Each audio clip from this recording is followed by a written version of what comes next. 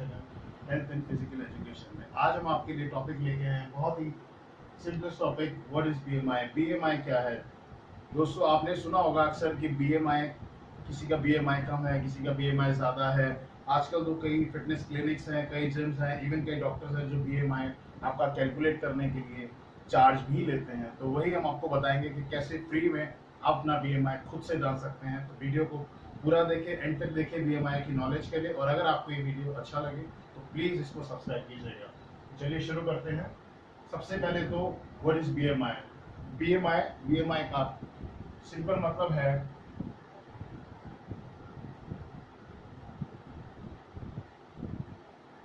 BMI का simple मतलब है बॉडी मास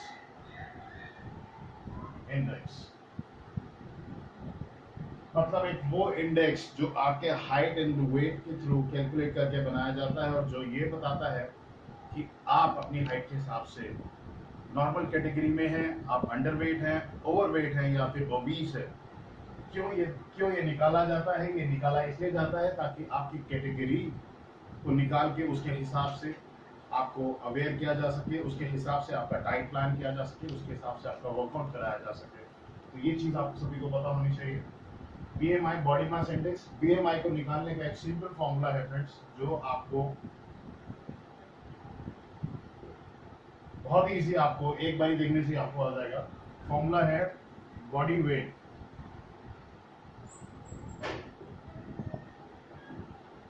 इन केजी। मतलब आपका जो बॉडी वेट है, आपको पहले उसको केजी में निकाल के एक पेपर पे अलग से नोट डाउन कर लेना है। Divided by height in metres, metres का स्क्वायर। जब ये दोनों आप निकाल लेंगे, अपनी हाइट को आप मीटर्स में निकाल लेंगे, बॉडी वेट केजी में निकाल लेंगे, उसको इस फॉर्मूला में अप्लाई कीजिए और आपके पास एक नंबर आ जाएगा। वो नंबर क्या है? वो नंबर है आपका बीएमआई। एग्जाम्पल के लिए चलिए एक एग्जाम्पल लेते हैं। एक चीज मैं और बोलना चाहूंगा, अक्सर होता क्या है कि हाइट को मीटर्स में निकालना, कई बार किसी को अपनी हाइट मीटर्स में पता होती है और शायद किसी को नहीं पता होती, और एक कंफ्यूजन होती है कि इसको मीटर्स में कैसे कन्वर्ट करें। तो उसके लिए भी एक सिंपल सा एक मैथमेटिकल फॉर्मूला है। आपकी हाइट, फॉर एग्जांपल चलिए एक एवरेज इंडियन हाइट लेते हैं 5 फीट 5 इंच। 1 फीट में कितने इंचेस होते हैं? 12 इंचेस। तो 5 फीट में 5.55 में हो गए 60 प्लस 5 मीन्स 65 इंचेस।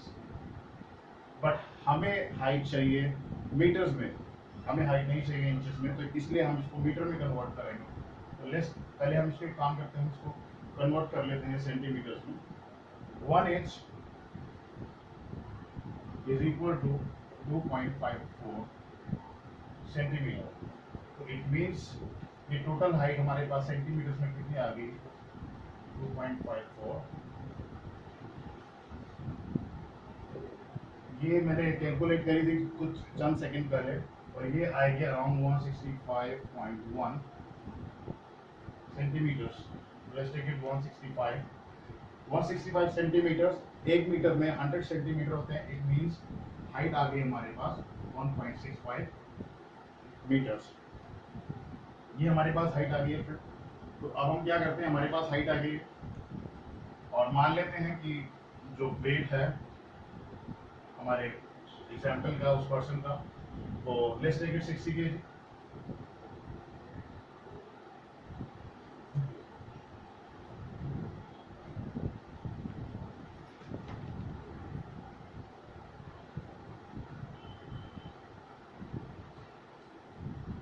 तो अभी हमारे पास वेट आ चुका है, हमारे पास हाइट आ चुकी है। हमें क्या करना है?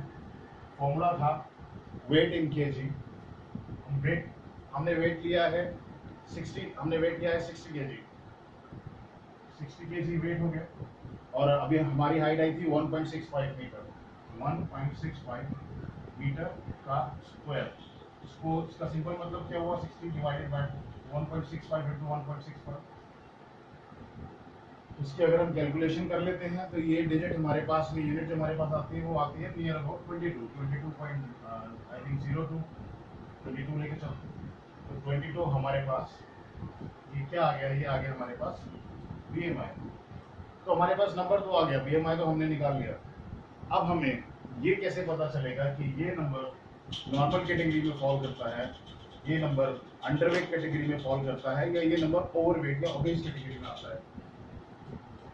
तो ये नंबर आपके पास जब आ जाता है, एक टेबल, एक इंडेक्स, जो कि बहुत इजी है, आप याद कर सकते हैं तो वेल एंड गुड, नहीं कर सकते तो कहीं भी लिख लीजिएगा। एक छोटा सा इंडेक्स बना देता हूँ। सबसे पहले underweight,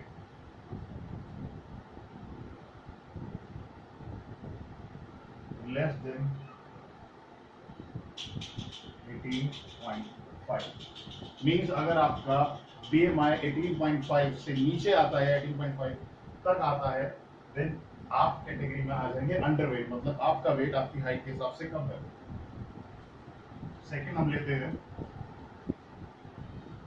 normal category, which is 18.5 to 24.9, this is normal category. Third लेते हैं हम ओवरवेट, ओवरवेट 25 to 29.9। अगर वो नंबर BMI नंबर इस बीच में फॉल करता है then it means you are overweight. Then हम लेते हैं ओबेसिटी, ओबेसिटी